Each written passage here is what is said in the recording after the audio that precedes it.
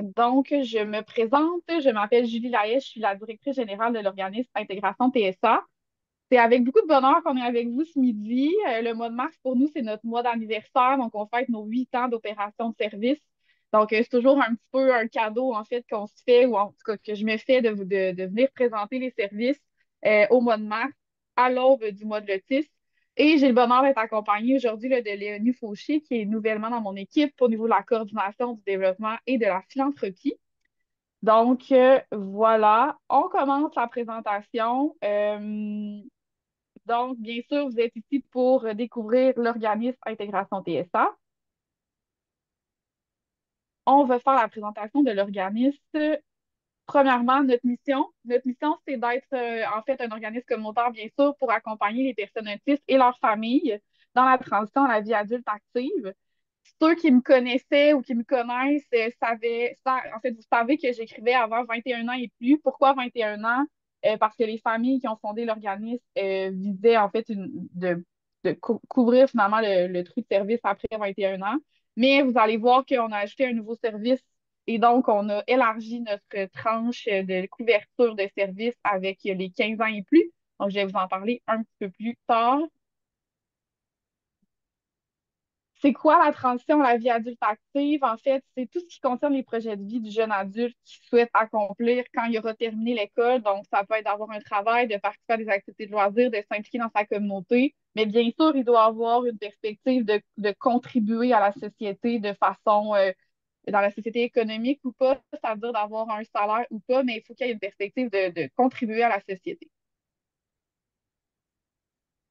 Notre slogan, un spectre de possibilités à découvrir. Donc, vous allez voir tout au long de la présentation comment ça se traduit. Les objectifs de ITSA, c'est de permettre aux participants de s'accomplir dans les différents objectifs. Donc, le premier, c'est au niveau de l'autonomie, c'est-à-dire de faire des choses seul et par soi-même. Quand on parle de favoriser le développement des habiletés sociales, c'est qui va lui permettre en fait d'avoir une participation sociale et citoyenne, donc de s'impliquer dans des activités ou de participer à la vie communautaire euh, à long terme. C'est-à-dire que ce qu'on souhaite, c'est que les personnes soient en mesure de se trouver un projet de vie socio-professionnel, mais pas juste à quelques jours, quelques semaines ou quelques mois, c'est vraiment sur le long terme. Et finalement, ben, pour être en mesure de faire tout ça, on souhaite que la personne adopte des saines habitudes de vie parce qu'il faut être une personne en bonne santé physique et mentale pour poursuivre nos objectifs. Vous voyez dans le bas l'équation, donc être un citoyen actif et autonome, un bon travailleur, une personne en bonne santé physique et mentale, tout ça, on essaie de généraliser les apprentissages et ça fait, selon nous, un travailleur d'exception. Intégration TSA, c'est donc un milieu de vie et un milieu de formation dans lequel nos participants vont développer les connaissances pour mettre en pratique les nouvelles compétences qu'ils auront développées. Donc, vous comprendrez que pour nous, un participant, c'est une personne autiste qui participe à nos services. Au niveau de la clientèle, donc, pour le service de formation générale aux adultes, qui est le plus vieux service qu'on a à ITSA, on doit avoir 21 ans, on doit avoir un diagnostic de TSA ou des suspicions très fortes. Donc, si quelqu'un est en processus diagnostic, je n'éliminerai pas sa candidature pour autant. Il faut avoir un potentiel socio-professionnel. Il faut avoir les habiletés minimales au niveau social pour participer à des activités de groupe. Il faut être en mesure, en fait, de sortir dans la communauté, donc d'avoir des comportements d'autonomie, soit d'être capable de marcher dans la rue, d'aller faire des activités avec d'autres publics, donc de fréquenter, en fait, des endroits publics. Auparavant, on demandait un minimum de 2 jours de fréquentation, évidemment que l'état de santé du participant lui permette. Actuellement, on a aussi la fréquentation à une journée semaine, donc ce n'est plus un critère restrictif. Là, on parle de 1 à 2 journées semaine sans problème. On va aller voir si la personne a des expériences socio-professionnelles. Elle doit bien sûr être capable de répondre à ses besoins de base, donc hygiène, alimentation, se déplacer de façon autonome. Et le candidat doit être capable de développer des habiletés qui sont suffisantes au niveau social et socio-professionnel pour, en fait, suivre le programme de formation. Aussi, au niveau des ratios d'accompagnement, on a des ratios 1-3, 1-4, 1-6. Donc, il n'y a pas de 1 pour 1, il n'y a pas de 1 pour 2. La personne doit être en mesure là, d'être dans un ratio minimal de 3 pour 1. Évidemment, toutes les personnes qui participent aux activités du TSA sont différentes, ils ont des intérêts, des forces et des défis différents, mais ce qui est le cœur de leur similitude, en fait, c'est qu'ils ont la capacité d'exercer des tâches de travail de façon autonome et de participer au programme de formation. Au niveau des informations générales, comme je l'ai dit un petit peu plus tôt, on a le premier service qui est le volet éclosion, donc tout ce qui est nos services de formation qui comprend Explo TSA. Explo TSA qui est la nouveauté en fait pour les 15-20 ans. On est présentement en inscription. Donc, de bien distinguer le service de formation générale aux adultes qui est 3200 heures est ouvert du lundi au jeudi depuis 8 ans. Donc, comme je disais au départ, Expo TSA, c'est le nouveau venu qui est durant la saison estivale. Je vais en parler un petit peu plus loin. Sinon, on a aussi le volet libellule qui est en fait la continuité des services. Donc, après la formation générale aux adultes, ITSA a développé un continuum de services socio-professionnels et communautaires pour les personnes qui ont fait notre formation. Et ça, depuis octobre, on a le bonheur que ce soit ouvert du lundi au vendredi. En moyenne, les participants à la formation générale vont être avec nous 2 jours par semaine et il y a des frais de participation de 14 par jour. Et comme je l'ai dit, il y a 3 niveaux d'accompagnement, 3 pour 1, 4 pour 1, 5 pour 1. Et en fait, à chaque journée fréquentée par vos enfants ou vos participants, il y a un cahier de communication qui est envoyé à la fin de la journée pour avoir en fait là, un bilan de ce qui s'est passé tout au cours de la journée. Vous voyez les deux adresses. Donc, on a les services de formation générale qui se déroulent chez Groupe TAC. Donc, on est locataire chez Groupe TAC. Donc, ce n'est pas un service de l'entreprise adaptée Groupe TAC, mais bien, nous sommes locataires dans leurs installations. Et du côté de Libellule, on est maintenant situé sur la rue Notre-Dame à l'ancienne rue. Donc, j'arrive dans la présentation des services, présentation des programmes. Donc, le premier volet qui est le programme de formation que nous, on appelle l'éclosion. On a le programme de formation de 3200 heures dans lequel, en fait, ça se divise en 5 parties. On a la période de probation, on a le programme de participation sociale, on a le programme de participation socio-professionnelle, on a le volet des saines habitudes de vie et mission intégration. Donc, on va les regarder un petit peu plus en détail. La période de probation, en fait, c'est au début du parcours où est-ce que le participant, en fait, va commencer à s'intégrer dans nos services. Ça nous sert vraiment à connaître en fait, à apprendre à se connaître mutuellement. Donc, on va faire en sorte que la personne s'acclimate, s'intègre le mieux possible à nos services. Donc, durant cette période-là, il n'y a pas d'exigence académique. Il va suivre le programme de formation avec nous, mais on va être vraiment en évaluation des besoins, voir quel type d'horaire il y a besoin, qui s'intègre avec tout, en fait, les composants de la journée, donc comment fonctionnent les clubs de marche, les programmes éducatifs, tout ça. Et nous, en fait, on établit notre lien de confiance avec cette personne. On a 200 heures pour faire la période de probation. Donc, au terme de la période de probation, il va y avoir une rencontre qui va être faite avec la famille pour s'assurer, en fait, au niveau éducatif, au niveau socio-professionnel et au niveau, en fait, des compétences générales au fonctionnement de la journée, de s'assurer que tout est bien. On va discuter aussi avec la famille suite à ça, savoir est-ce que la fréquentation qu'il y a présentement, ça se passe bien, est-ce qu'on souhaite plus, moins de journées. Donc, ça va être vraiment là, on va faire un état de situation suite à la fréquentation de 200 heures dans la période de probation.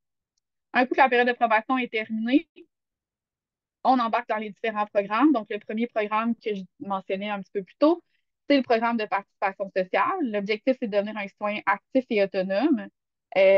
Donc, on souhaite que la personne soit capable de participer à des activités et de s'impliquer dans la communauté de façon le plus autonome possible. Bien sûr, on va faire différentes activités qui peuvent prendre la couleur de période de travail autonome, d'activités coopératives, d'ateliers éducatifs, de jeux de groupe. Et en fait, vous voyez l'équation dans le bas, c'est vraiment le matériel qui va nous servir tout au long du programme de participation sociale. Donc, on parle de moi bien me connaître, moi avec les autres, donc tout le volet des interactions, et moi dans les différents environnements pour être le plus autonome possible. Ça fera de nous une personne, en fait, un citoyen actif et autonome. On poursuit avec le programme d'intégration socio-professionnelle. L'objectif à ce moment-là, c'est d'apprendre à devenir un bon travailleur. Je fais juste une petite parenthèse. Nous, on parle de projets socio-professionnels ou d'univers socio-professionnel parce que ce n'est pas nécessairement un travail rémunéré à l'heure ou qui va être sujet au normes du travail pour lequel nos participants vont avoir. En fait, que c'est pas nécessairement ce projet-là que notre participant va avoir. Par contre, il y aura le projet de contribuer à la société. Donc, pour s'assurer de ne pas mélanger tout le monde, on parle de projet de vie socio-professionnelle et c'est tout ce qui englobe, en fait, si je parle à nos intervenants du CIUS, tout ce qui est dans le milieu socio-professionnel que vous offrez, donc atelier de travail, plateau de travail, stage. Puis de l'autre côté, il peut y avoir des gens qui vont aller plus vers le ministère du Travail, soit l'entreprise adaptée, l'emploi rémunéré avec ou sans subvention. Donc, pour nous, c'est un projet de vie socio-professionnelle. Fin de la parenthèse. Dans le programme d'intégration socio-professionnelle qui est donné par le ministère de l'Éducation, en fait, on voit 4 volets. Donc, la connaissance de soi, mais vraiment dans une perspective de en me connaissant mieux, ben, je vais savoir comment faire un choix professionnel. Est-ce que j'aime les animaux? Est-ce que j'aime assez les animaux, par exemple, pour travailler avec les animaux au quotidien ou non? C'est vraiment un intérêt que j'ai uniquement. Donc, on va démêler tout ça. On va regarder aussi en connaissant les tâches en théorie puis en pratique, parce qu'il y a beaucoup de nos participants qui ont des idées préconçues sur certains métiers ou certaines tâches, puis on va aller voir dans le concret qu'est-ce que ça veut dire. On va regarder aussi au niveau des environnements de travail adaptés, qu'est-ce qu'ils ont besoin de retrouver dans leur environnement. Est-ce que c'est un grand espace, petit, beaucoup de personnes autour d'eux, pas beaucoup, un travail assis, debout, en dedans, dehors. Donc, des paramètres qui sont assez de base, mais qui sont nécessaires à la poursuite là, d'un projet de vie socio-professionnel. Au niveau de la gestion du temps également, bien sûr, nous, on fonctionne avec des horaires, le time timer, tout ça, mais de voir en fait comment on peut transposer ça dans le prochain milieu professionnel. Est-ce que c'est d'avoir un téléphone avec notre agenda dessus? Est-ce que c'est d'avoir une montre intelligente pour recevoir des notifications? Bref, quelles sont les options disponibles pour notre personne autiste? Et bien sûr, au niveau de la communication avec les autres, là, on va vraiment plus spécifiquement avec l'univers socio-professionnel, ne serait-ce que de comprendre la différence entre ma mère qui me dit de faire mon lit puis mon boss qui me dit de faire une nouvelle tâche. Il y a quand même des nuances importantes à maîtriser.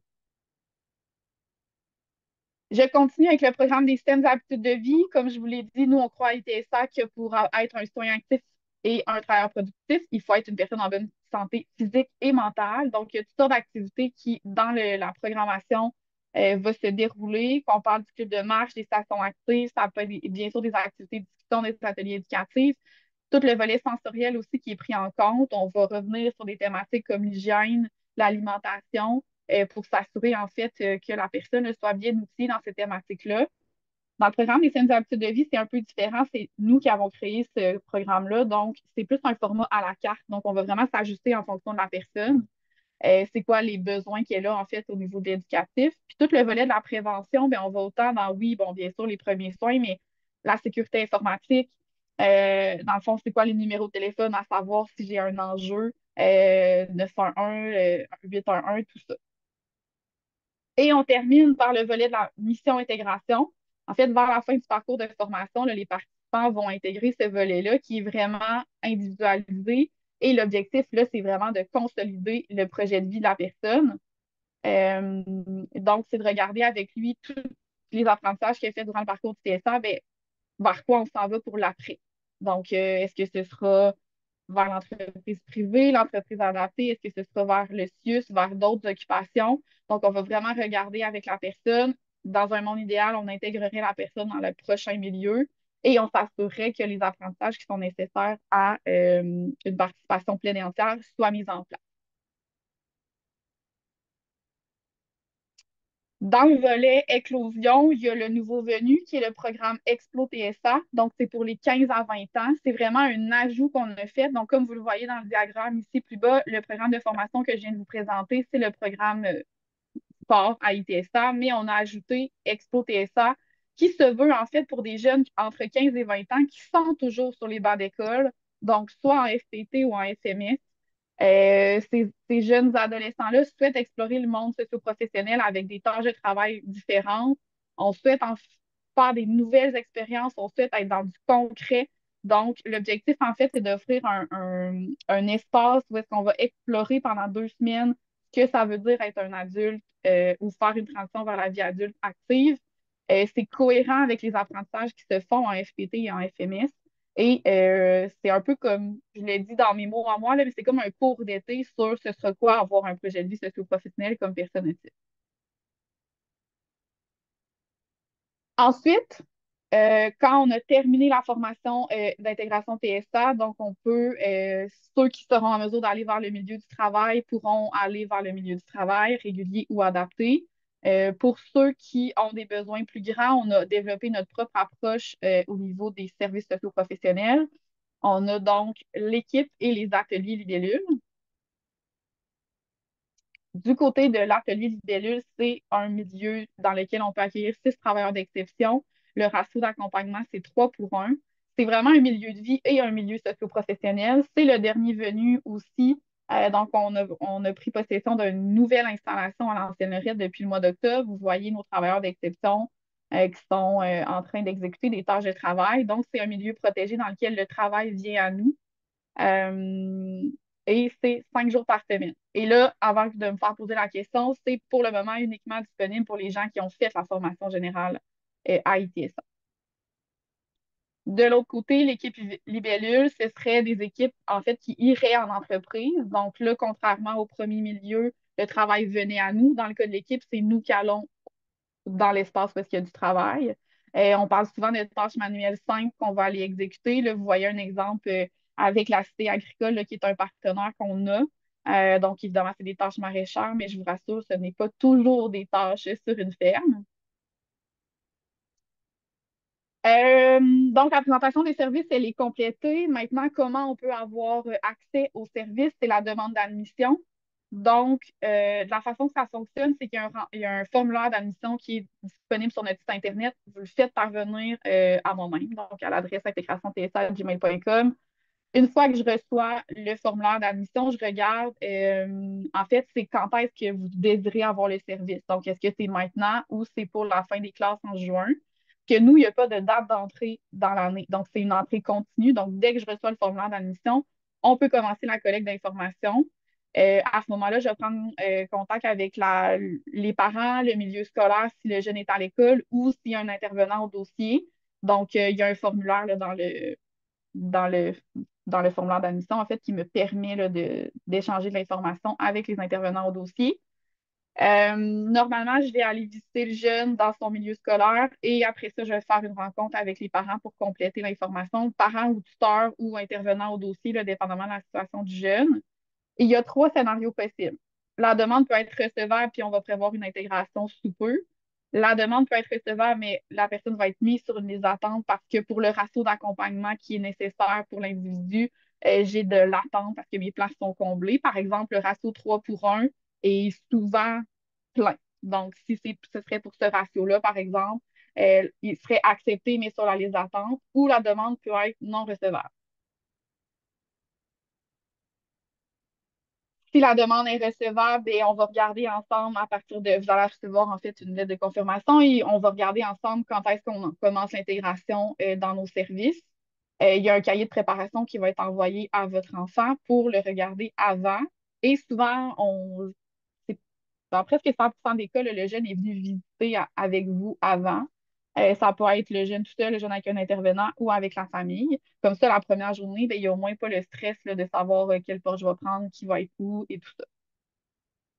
Dans le cas où est-ce que la demande est recevable, mais sur une liste d'attente, donc encore une fois, vous allez recevoir une confirmation comme quoi votre jeune est accepté, mais qu'il est sur la liste d'attente. Je vous dirais que généralement, les fins de parcours, c'est décembre ou juin. Donc, je suis quand même en mesure de vous dire le délai à peu près là, de quand est-ce que le jeune pourra intégrer.